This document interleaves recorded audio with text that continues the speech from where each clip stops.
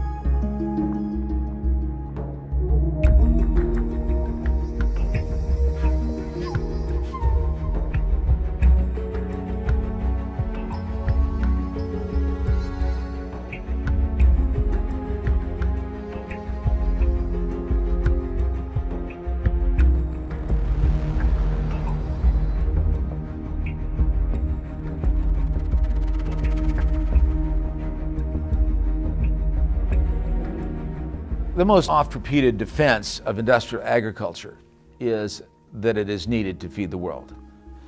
This is wrong in so many ways. It is really important to know that industrial agriculture primarily sells commodity crops, not food crops. That's what makes its big money.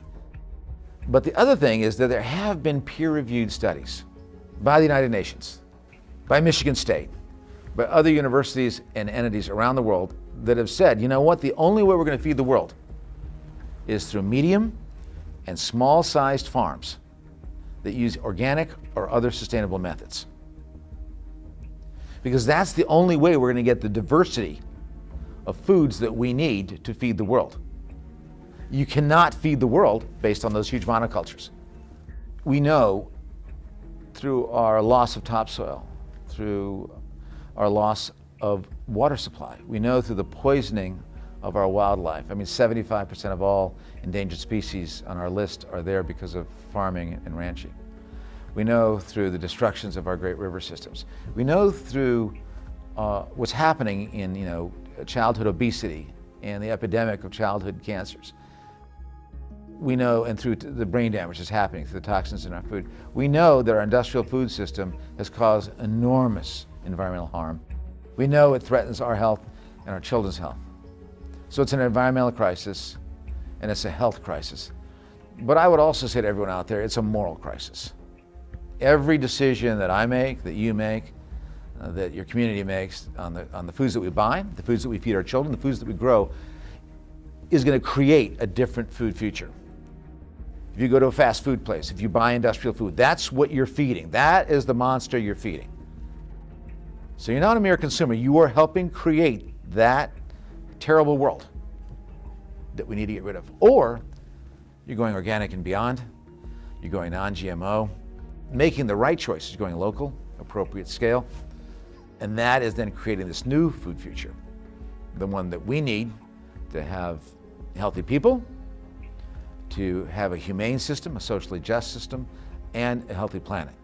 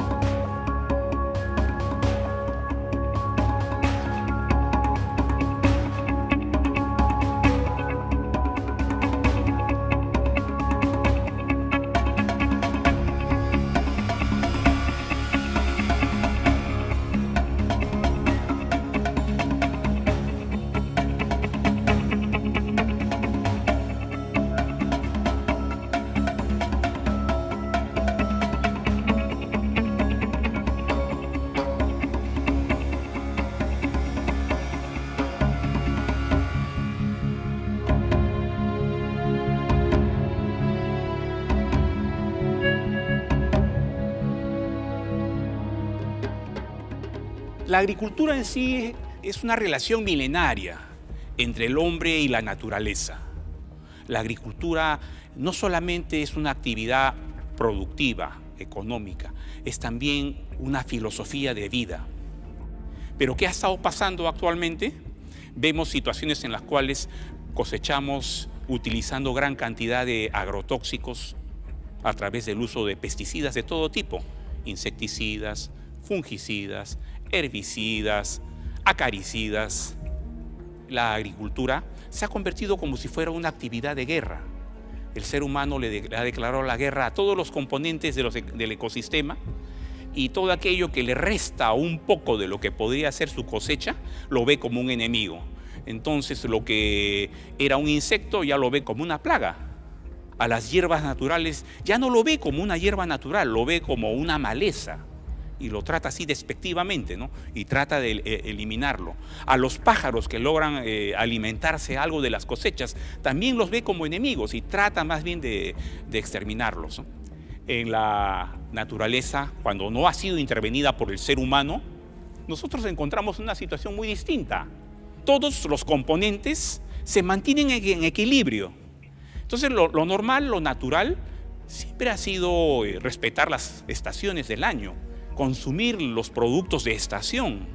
Habían técnicas como para poder conservar y preservar los alimentos, ¿no? Entonces esas cosas también hay que rescatarlas. A veces solamente pensamos que sea orgánico, que no tenga pesticida, y eso está bien, pero también a eso hay que sumarle lo que les comenté, los otros costos. No solamente el costo ambiental, también el costo social que puede ir detrás de todo esto. Cuando uno quiere sentir y vibrar y darse cuenta que uno es parte de la naturaleza, tenemos este gran medio, ¿no? Cultívense, cultiven situaciones, edúquense, y la agricultura es un excelente medio.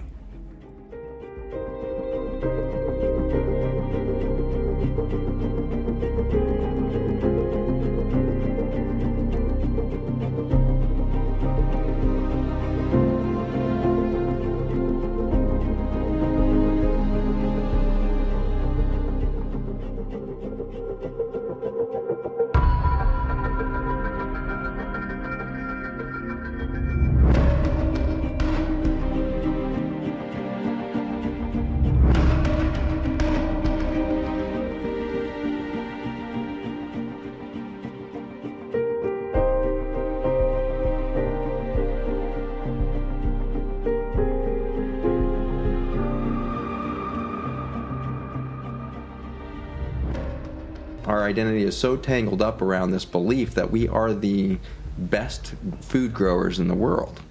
And so to dismantle that belief, that humility that it takes to say, we're growing the worst food on the planet, the least nutrient delivery of any food system in the world perhaps, but there's something more insidious at play that we didn't understand until we were on the ground with these farmers, is that in a culture and in a state where 85 to 90% of the ground is under chemical farming, there is a collective subconscious agreement or contract socially in that farm community that you don't talk about this. You certainly don't tell anybody that your crop yield's been decreasing for 15 years, that you think chemical farming is hurting your children and causing the birth defects that you're seeing in your kids. And certainly, we've seen the most horrendous of disease happening on these farms. These farmers' families are so sick.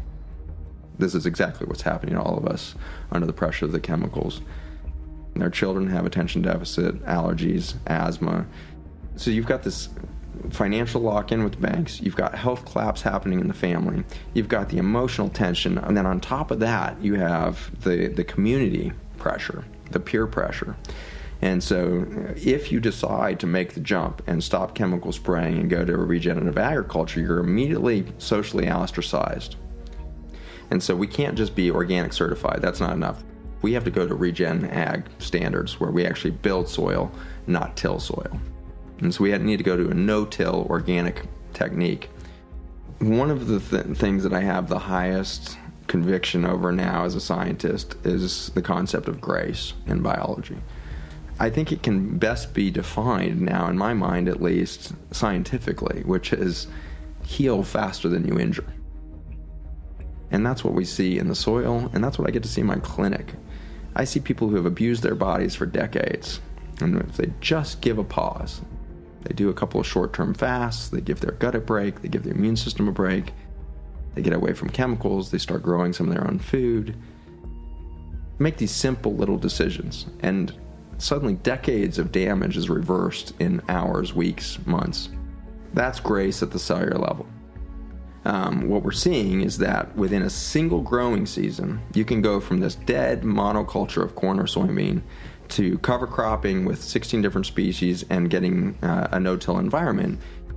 You'll see the fungal elements, you'll see mycorrhizae in there, the bacterial populations returning to the soil, and you see biodiversity returning in the form of earthworms within a single growing season of rest. The farmers that are making the transition are already seeing improved yields year one of going back to a non-GMO seed. It's so much more lucrative for these farmers. There's enough energy, there's enough food, there's enough soil, there's enough commodities, there's enough resources for everybody on the planet to thrive at a level that's never been experienced in human history. And so our mission is not to inspire the farmers that are currently fighting the good fight, it's to inspire their children to do the right thing and do it differently. Connected to new children who are in the cities, who are in the tech world, wherever they are, connect those kids back, give them a sense of that unity, give them a sense of the oneness, and give us all a sense that this is the inescapable optimism, as we are going to transform, period.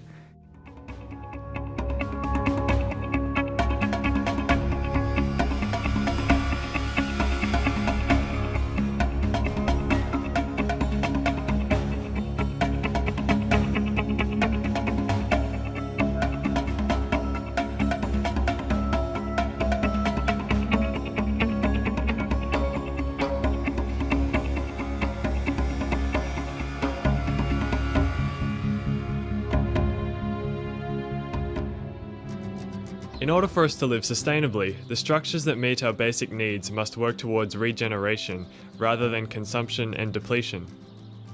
I've been studying sustainable farming systems for over 25 years.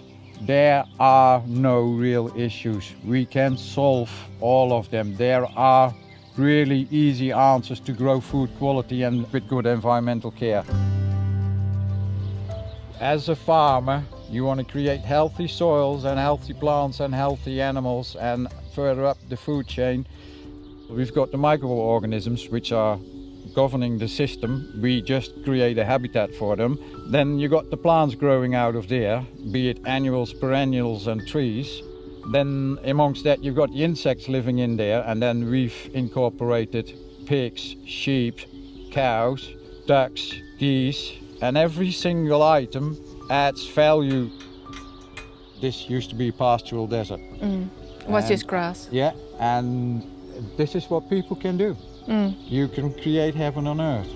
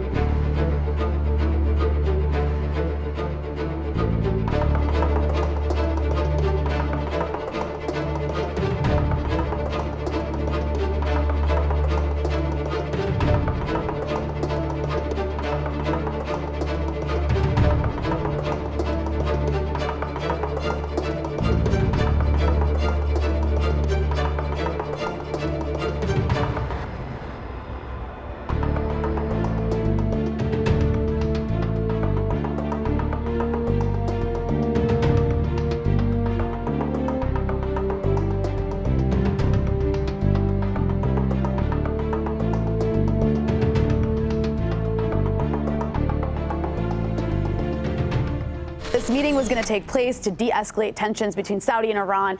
This would have had implications, of course, internationally, but also regionally. I mean, this would have been great for the region. A de-escalation of tension between these two countries that's playing out in like a Cold War and in some places a hot war. And the U.S. completely obliterated that when they obliterated Soleimani. But don't you see why they may have needed to do that? I mean, the threat of Iran and Saudi Arabia coming together somehow, and it did seem, everything I'm reading says that back since September, they started making these overtures. Are you surprised by those overtures? I'm not, because what you had happen several months ago was Saudi oil fields were hit, and Saudi oil production was decreased by like 50%.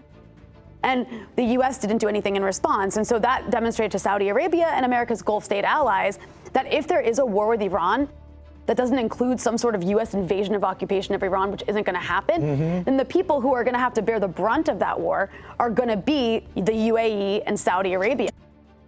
Do you foresee a world where Iran and Saudi Arabia could actually live in harmony? Absolutely. I mean, if you took America out of the equation, because if out of the Middle East, they'd have no choice but to live in harmony. But when you have outside actors that are coming in and provoking war and also funding, weapons and giving weapons to the Saudis, you're escalating tension. So on top of that, it's about regional hegemony, right? Yeah. And Iran is a big threat to the U.S. because it forges a path independent of U.S. interests, and that's not allowed.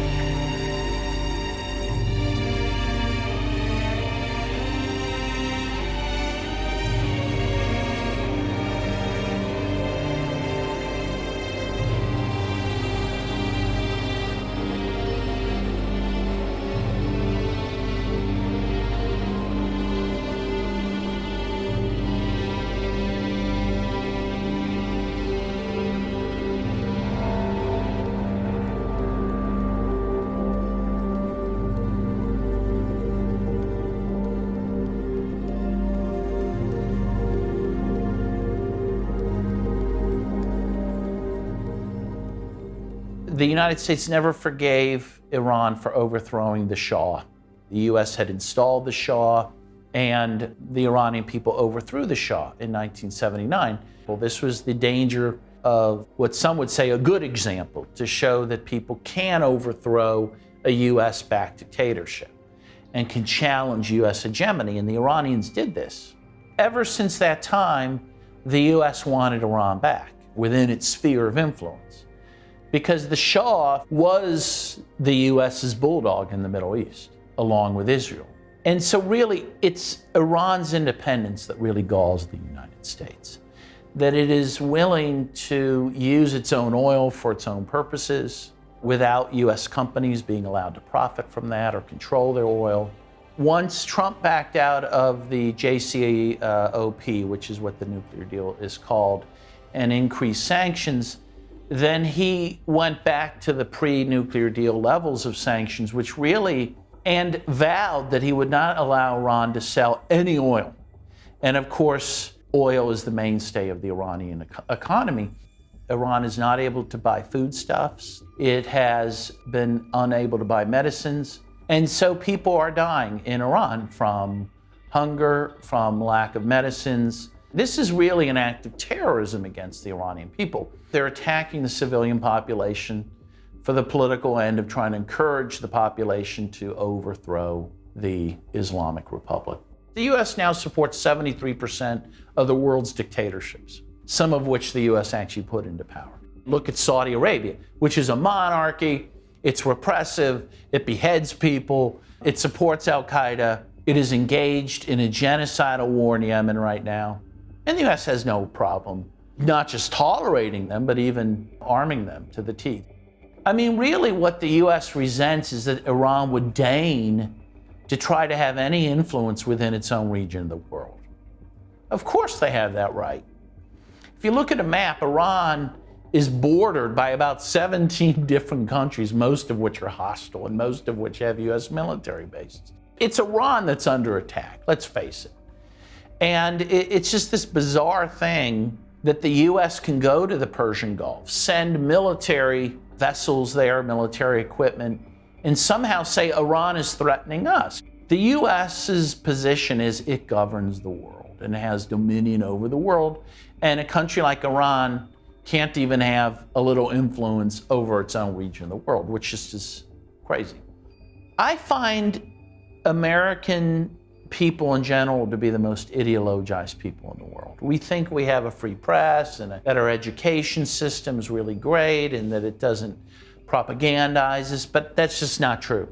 We've been led to believe that we're an exceptional nation, that we are unique in our freedoms and our democracy, and that we have the right, therefore, to spread democracy and freedom around the world, even if that we have to kill 1 million people in a place like Iraq to do it.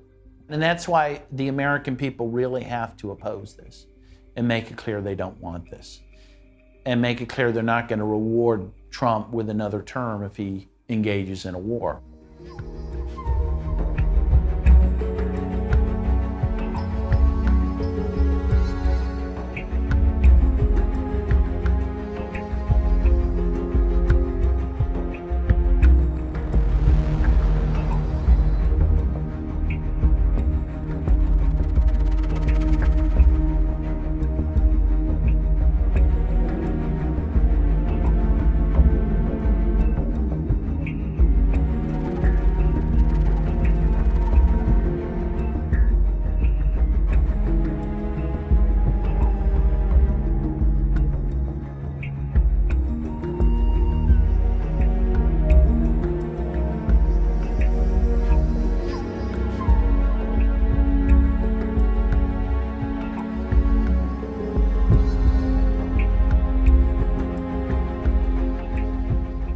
Diese neue Seidenstraße soll Asien über den Nahen Osten mit Europa verbinden.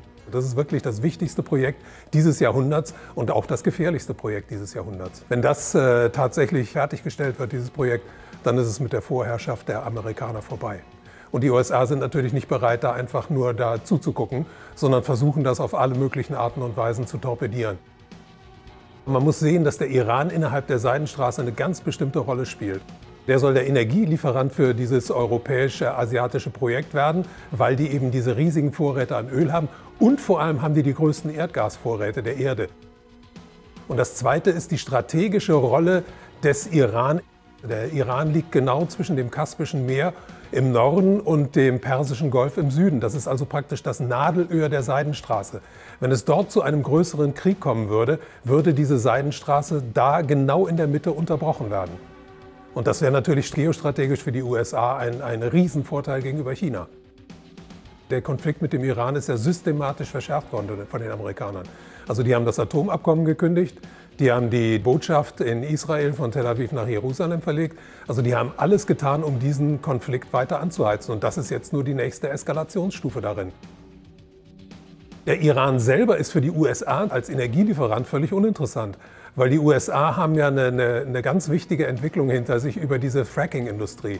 Also die USA waren bis vor einiger Zeit ein großer Importeur von Erdöl und Erdgas.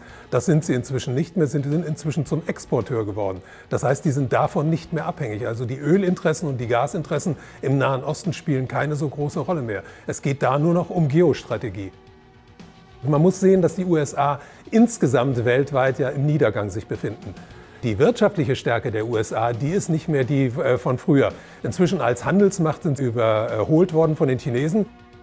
Ich glaube, dass das amerikanische Finanzsystem an einem Punkt angekommen ist, an dem nur noch das Fluten des Systems mit noch mehr Geld dieses System am Leben erhalten kann und wo es dann endgültig zusammenbricht. Aber die USA klammern sich im Moment auch außer ihrer militärischen Herrschaft auch noch an die Übermacht des Petrodollars. Der US-Dollar ist immer noch die stärkste Währung der Welt. Über 60% aller Devisenreserven aller Zentralbanken auf der Welt werden in US-Dollar gehalten. Das ist ein ganz starkes Druckmittel der USA gegen den Rest der Welt. Aber dieses Druckmittel wird mit der Zeit immer geringer. Und es gibt ja auch inzwischen die Versuche der Chinesen, den Petrodollar zu unterlaufen. Es gibt zum Beispiel im letzten Jahr wurde ein Vertrag abgeschlossen zwischen den Saudis und den Chinesen über Öllieferungen in Yuan. Übrigens glaube ich auch, dass Saudi-Arabien eine ganz wichtige Rolle für die gesamte Zukunft der Welt spielen wird. Die Saudis sind ja die letzten Jahrzehnte immer der wichtigste Verbündete nach Israel im Nahen Osten für die USA gewesen. Aber die Saudis könnten sich ja auch umorientieren. Und wenn die Saudis sich jetzt zum Beispiel den Chinesen zuwenden würden, dann würden die Karten ganz neu gemischt im Nahen Osten. Also ich vermute, dass es noch eine Zeit lang weitergehen wird, dass sich die Länder da gegenseitig reizen. Aber langfristig sehe ich einfach keine andere Lösung, als dass es tatsächlich da zum Krieg kommt. Weil auf diese Art und Weise würde die Rüstungsindustrie ganz stark angetrieben. Es würde bedeuten, dass sehr viele Waffen vernichtet würden, dass neue Waffen wieder gebaut werden müssen. Und das würde die Finanzindustrie natürlich sehr interessieren, weil die ja hinter der Rüstungsindustrie steht. Und das könnte die Aktienmärkte in der Welt noch mal wieder um mehrere Monate, vielleicht sogar um Jahre dann antreiben.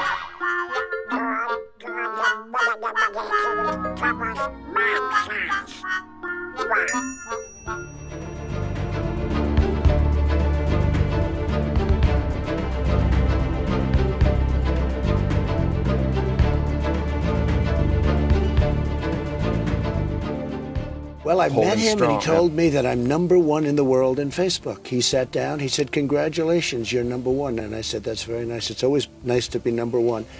You know who #2 is? Modi of India. Yeah. But he has 1.5 billion people. I have 350.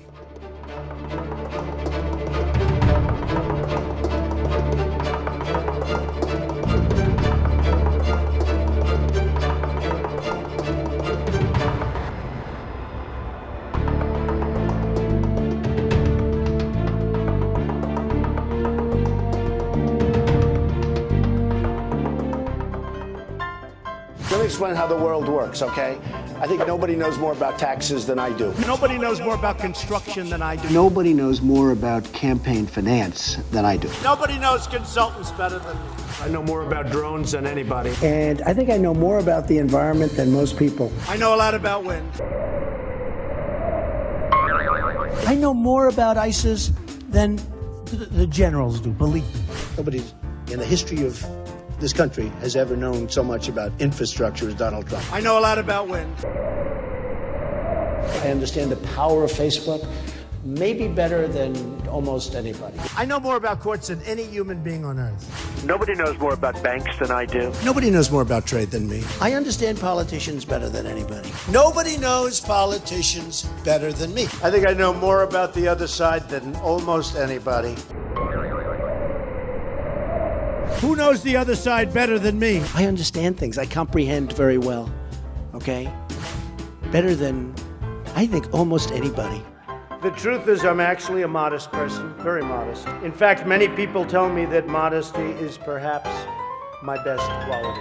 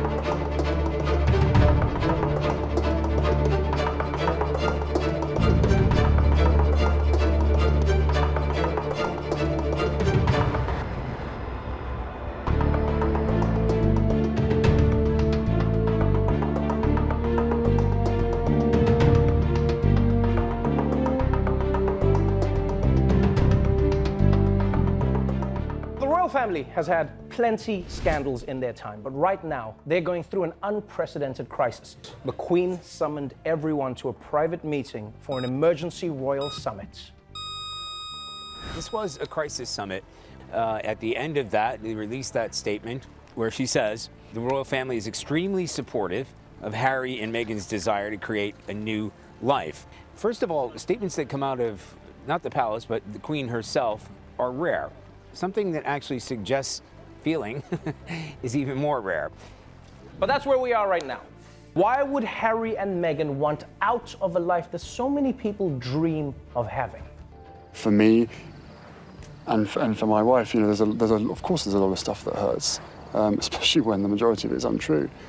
I will not be bullied into playing a game that killed my mum. It's hard.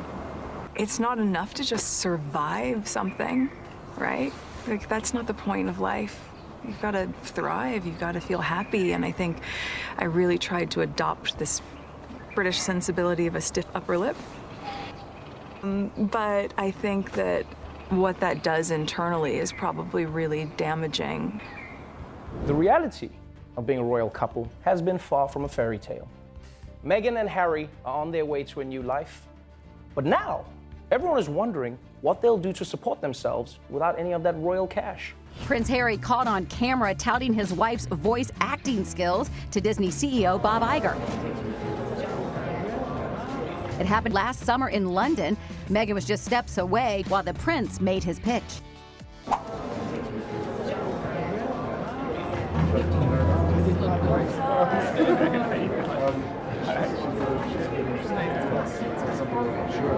Well, good news, Meghan's already got herself a job.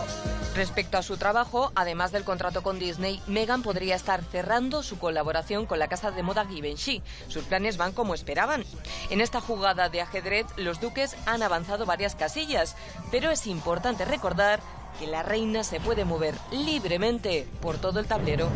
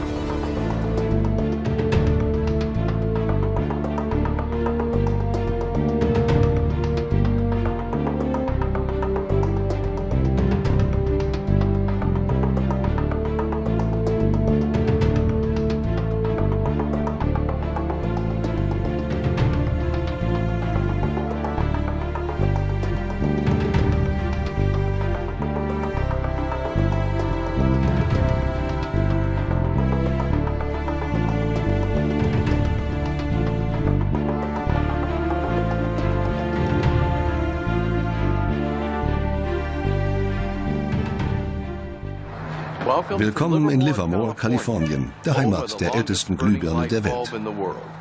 109 Jahre alt und sie brennt noch immer. Eine Webcam schickt rund um die Uhr Bilder von der Livermore-Glühbirne ins Internet. Ironischerweise hat sie bereits 2 Webcams überlebt. Den Glühfaden hat Adolphe Chaillet erfunden. Er war langlebig. Chaillets Formel für den langlebigen Glühfaden ist nicht das einzige Mysterium in der Geschichte der Glühbirne. Noch geheimnisumwobener ist, wie sie zum ersten Opfer der geplanten Obsoleszenz wurde. Weihnachten 1924 war ein ganz besonderer Tag. In einem Hinterzimmer in Genf trafen sich einige Herren in Nadelstreifenanzügen, um einem geheimen Plan nachzugehen. Sie gründeten das erste weltweite Kartell, das sich zum Ziel setzte, die Glühbirnenproduktion der gesamten Länder zu kontrollieren und den Kuchen namens Weltmarkt unter sich aufzuteilen. Dieses Kartell hat den Namen Phöbus. Das Ziel ist gewesen, Patente auszutauschen, die Produktion zu kontrollieren und vor allem aber den Verbraucher zu kontrollieren. Es ist umso besser für diese Firmen, wenn der Verbraucher regelmäßig Glühlampen kauft, und wenn die Glühlampen lange brennen, ist das ein ökonomischer Nachteil. Also hat man sich bei Phöbus gedacht, beschränken wir einfach die Lebensdauer dieser einzelnen Glühbirnen auf 1000 Stunden. Mit der geplanten Obsoleszenz sank die Lebensdauer der Glühbirnen. In nur 2 Jahren von 2500 auf weniger als 1500 Stunden. In den 1940ern hatte das Kartell sein Ziel erreicht. Die Standardlebensdauer einer Glühbirne betrug nun 1000 Stunden. In den folgenden Jahrzehnten meldeten Dutzende von Erfindern Patente für neue Glühbirnen an, darunter eine, die 100.000 Stunden brannte. Keine davon kam je auf den Markt. Dank der Massenproduktion fielen die Preise und viele Waren wurden für jedermann erschwinglich. Doch die Hersteller fragten sich, ob der Kaufrausch anhalten würde. Was wäre, wenn der Verbraucher seine Bedürfnisse befriedigt sähe? Schon 1928 warnte ein einflussreiches Werbemagazin: Ein Artikel, der nicht verschleißt, ist eine Tragödie fürs Geschäft. 1929, nach dem Börsenkrach an der Wall Street, war es mit der Konsumgesellschaft dann erst einmal vorbei. Die USA stürzten in eine tiefe Rezession. Bernard London, ein bekannter Immobilienmakler, wollte, um die Depression zu beenden, die geplante Obsoleszenz zur Pflicht machen. Londons Vorschlag sah vor, alle Produkte mit einem Verfallsdatum zu versehen, nach dessen Ablauf sie amtlich als tot galten. Verbraucher sollten sie dann bei einer Behörde abliefern, wo sie zerstört würden. Einen Artikel über das Verfallsdatum hinaus zu behalten, sollte strafbar sein. Bernard London glaubte, dass durch geplante Obsoleszenz die Industrie wieder in Schwung kommen würde. Die Menschen würden wieder konsumieren und bald jeder eine Arbeit haben. Bei den Ingenieuren gab es einen Paradigmenwechsel. Die alte Schule sah es noch als ihre Aufgabe an, ein Produkt herzustellen, das nie kaputt ging. Die neue Schule war vom Markt gesteuert und an möglichst vergänglichen Produkten interessiert. Die Debatte war vorbei, als das neue Ingenieursdenken die Oberhand gewann. Unsere Wachstumsgesellschaft ist wie ein Rennwagen, der mit voller Geschwindigkeit dahin rast, aber keinen Fahrer mehr hat. Das Ende ist vorhersehbar.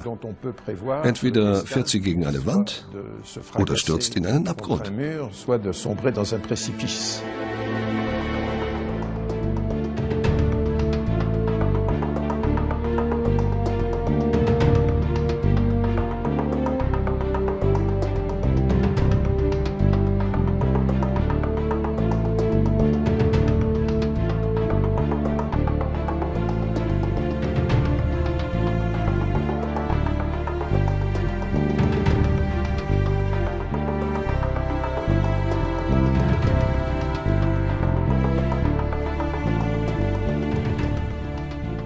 Ahora tenemos diferentes clases de obsolescencia.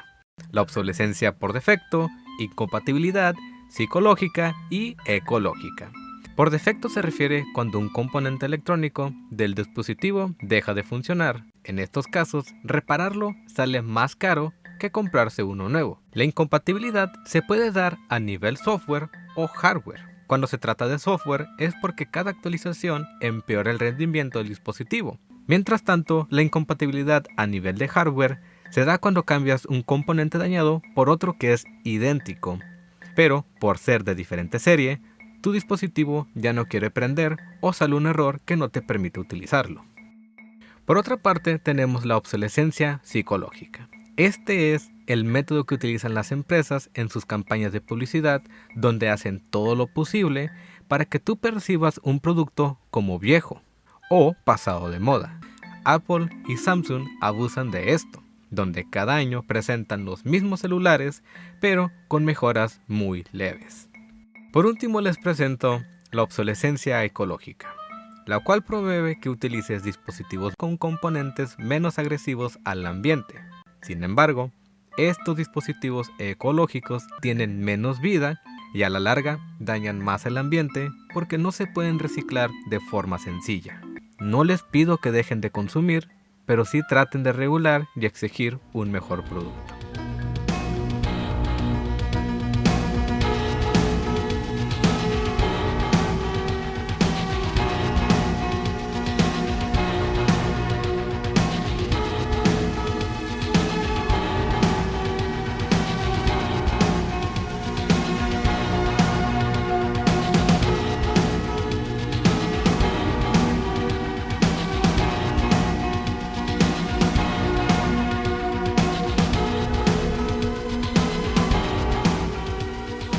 Silicon Valley has been driving the U.S. economy for years now. But there is growing scrutiny on the questionable business practices of Apple and other star companies here, and a growing movement to make them more accountable to consumers. Apple's perspective is that they want complete control over the device from the moment that you buy it all the way through the end of life. So this is the pentalobe screw. It's on the bottom of the MacBook Pro. It's not like any screw that you've seen before. And it turns out that Apple invented their own screw. It's purely they want to make the devices harder for normal people to open with the tools that they already have laying around. Overall, Apple tries to get you to purchase a new device instead of repair your old one. So this is a MacBook Pro that the Apple Store said would cost $1,200 to fix and wasn't worth doing. All right, let's take a look and see if that's true. See the pin that's sticking out? Okay. I got my set of tweezers over here, and I'm just going to try to push that back into the slot. As you can see, we've got an Apple, and we have a light. How often do people show up here with the Apple Store telling them it can't be fixed or it's too expensive to fix? Somewhere between 10 and 30 times a day. Many Apple customers are starting to wonder whether the company really has their best interest at heart. After an incident last winter, Apple faced a fresh allegation. Customers accused the company of a sneaky policy that pressured them to buy new smartphones.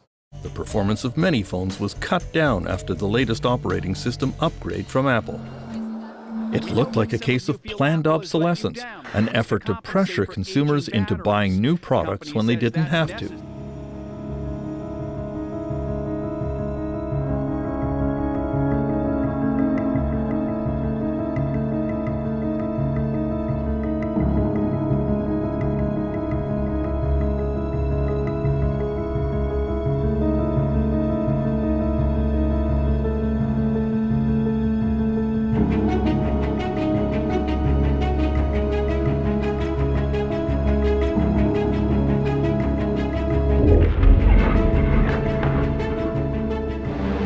Thick, toxic, unbreathable. Around the wastelands of the Agbogbloshie scrapyards, the smoke never clears. Copper, aluminium, it's all there for the taking. Yeah, it's burning place. We are burning waste and aluminium. Awal's been stripping waste for 6 years, selling by weight the metal he recovers. He makes 15 cedis a day, less than €3, while facing constant hazard. It's difficult to put a figure on how many work here, but several thousand at least. According to a US study, Agbogbloshie is among the top 10 most polluted sites on the planet. Cadmium, lead, mercury and arsenic are permanently present in the soil, sometimes at levels 100 times greater than international safety standards. Cars, computers, mobile phones, televisions. All manner of electronic devices that end up here are painstakingly sorted, stripped, and dismantled. You can find anything in the rubbish here, but it's the electronic waste that's the most sought after for the metals it contains. Most of it comes from outside Ghana. The European Union has strictly prohibited the export of e-waste. Yet around 350,000 tons, the equivalent of 2.5 billion smartphones, leave Europe illegally every year. In the meantime, the waste burners will go on burning, despite the risks to their health, despite the risks for the environment. It's their livelihood.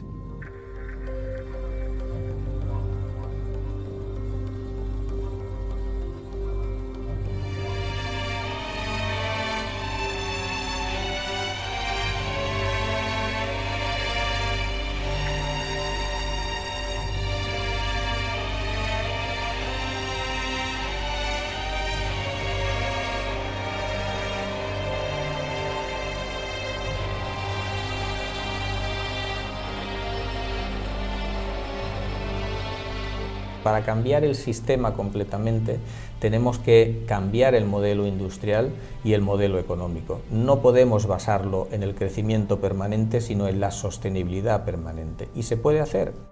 Si se crearan esos productos con durabilidad y que fuesen reparables, que fuese más rentable repararlos que comprar uno nuevo, se crearía más trabajo. Y más trabajo local, evidentemente. No nos tendríamos que endeudar para comprar 5 y 6 lavadoras, 5 o 6 televisores durante toda nuestra vida, ¿no? Y en último extremo, por supuesto, no se consumirían materias primas de forma innecesaria, el planeta Tierra no colapsaría.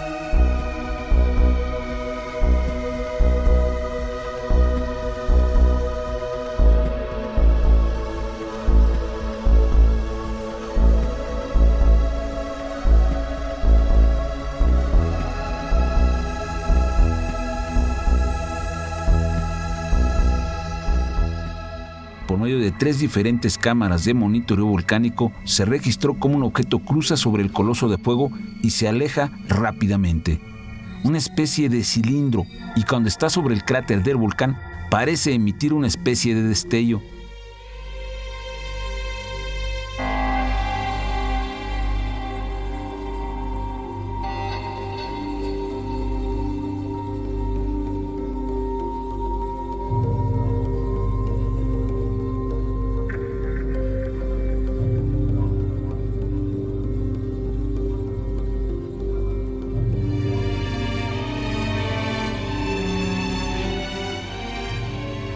we were seeded here from various star nations. In this premise, genetic and ethnic diversity is explained. It also covers the differences in our blood types.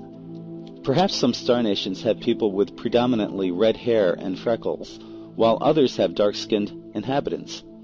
Maybe some, such as the Pleiadians, have blonde hair and blue eyes. Perhaps we would look at ourselves differently if we saw a planet inhabited by various star nations, versus segregating ourselves from one another through patriotism, nationality, and prejudice.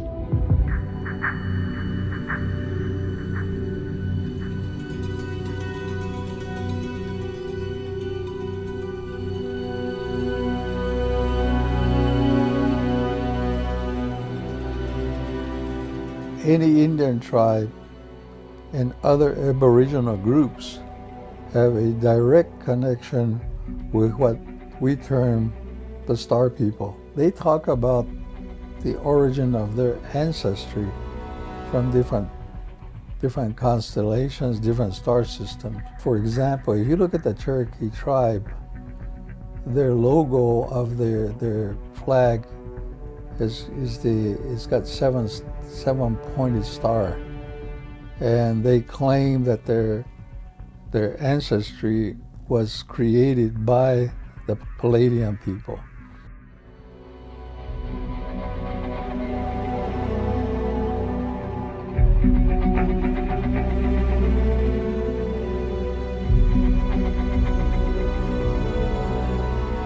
It's really our minds that are locked into the 3D and into like a materialistic view of reality. We are 3D going into 4D. We're a soul having a material experience in essence. And so we are able to go interdimensional. That's part of this package that we call humanity, the human vehicle that we operate and we exist within. Humans always tend to think that we're the only game out there. There is no alone in this universe or multiverse, actually. You'll see a true history of humanity in the visitation and the engineering, re-engineering, and bringing in different types of beings' DNA into our genome.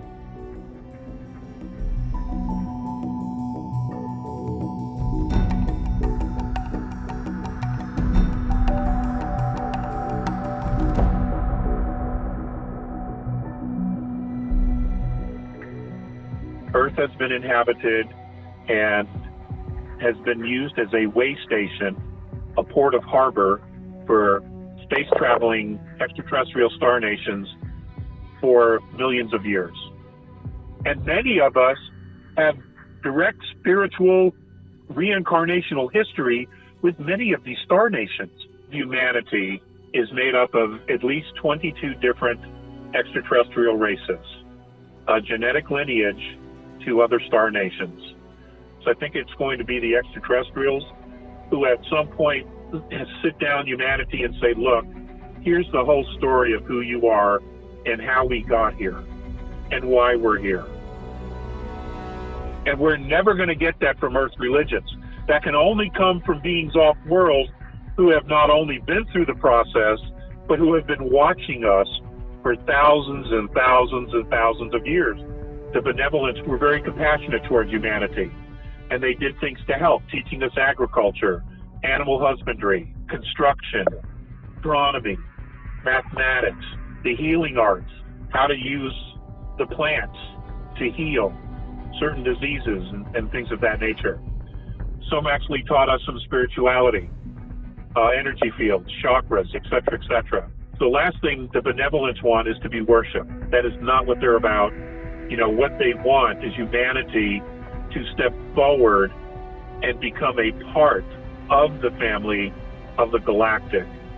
There is an interconnectedness that's being created by these beings on a, what we would call a spiritual level, harmonic level, that our universe, our holograph, which contains all of the universe that we know, has never had before. The immediate result that we're seeing here in third density is the awakening of humanity, the awakening of our DNA, the transformation of how we see ourselves and our connectedness to all that is. There are many kids and many human beings that have had near-death experiences. When they come back into their bodies, many of them have a third strand of DNA. Some have 4. There's a gentleman in New Zealand who was dead almost 3 hours. When he came back, he had 6 strands of DNA. Humanity is beginning to remember that we are, in fact, multidimensional souls that got trapped in a physical dimension by being tricked and manipulated. And we're going to realize that the manipulation of race, color, and creed has been just that. We just need to step into the process and embrace it. And then the reality is that 95% of us is always multidimensional. What we see here in the physical is a very, very small piece of who we really are. 2 years ago, Jupiter picked up an additional 19 moons. Now we're being told that Saturn has picked up some additional moons. Most of these moons have a very specific mineral, and on our periodic chart, the only thing we would recognize would be quartz. Now, these asteroids have been brought into a orbit around these planets. It was a very orderly migration into the solar system. It was all managed. And some of the moons have already shown signs of being mined, and that was by other star nations that have already used this technology. What this mineral does is that you can create bows of boats, rods that will fit into lakes, oceans, housing on aircraft engines, and when you generate a specific harmonic frequency in this metal, it causes all of the protons and electrons of pollution to break down and decay and die, specifically radiation. It causes it to speed up its decay process, and it just falls to the bottom of the ocean. They brought this material here to help us clean up our world. Whenever this process truly begins, they're going to want us to take responsibility for not only the mining, but also the manufacturing and the cleaning of our environment to get everyone involved in this process. And it will help us to re-engage with our home planet, because most of us have detached from nature almost completely.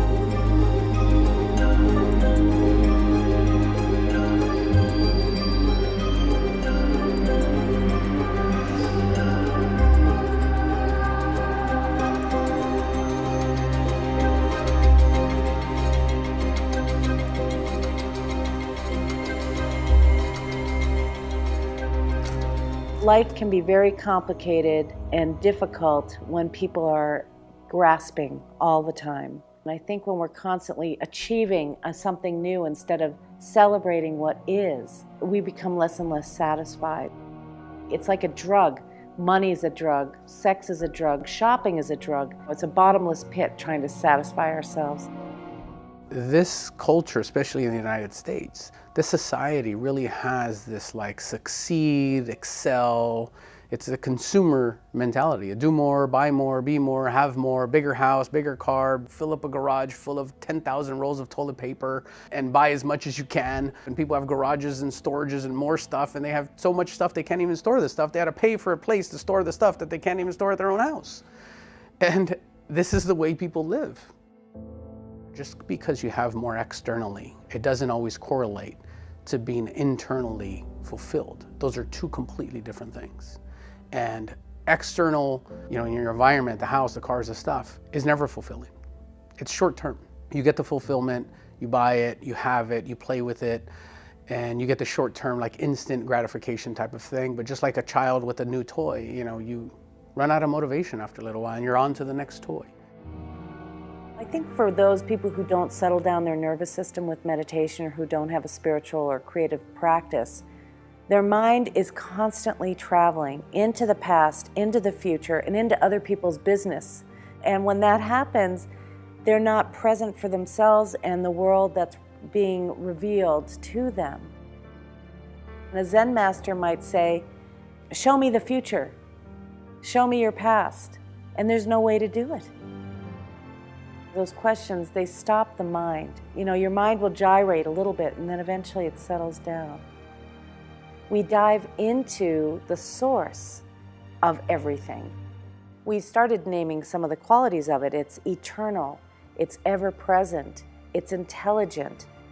That's the transcendence, is when we lose track of time and space and we transcend the element of materialism. When we recognize that every single material thing at its core is energy and everything is vibrating, then you can get a feeling for this nature of existence that is not as materially real as we tend to think. We sometimes get a feeling like there's something else going on here, that there's something much more connected, that in a very real sense, we're sharing the same dream. And so I recognize that I'm in some ways playing a role, but who I really am is so much bigger, so much more mysterious. It's eternal, it's infinite, it's timeless, it's connected to everything. I think mystics, philosophers, poets, they express the reality better than maybe you or I, because they allude to it. And that's the same with waking up to that which is looking through your eyes. You can call it anything you want.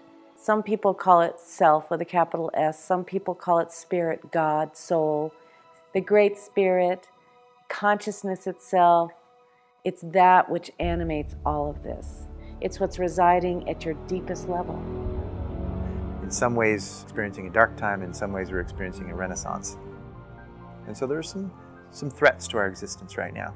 But we also have more and more people who are paying attention and more people who are looking for solutions in areas that we didn't look before. Get out there and do something nice for somebody and don't expect anything in return. Be kind. People need it. If we remember that the people who we complain about are human, that underneath their beliefs and ideologies, they're human beings, it opens up our ability to hear one another. We are the creation of the forces of life, living as long as the universe stays, which is forever, through the galaxy's nights and days. We'll live forever with the stuff of stars, ever changing, ever growing, born into this life, born into that, changing this form for the one that comes next, an eternal part of an eternal creation, a quintessential piece of divine revelation.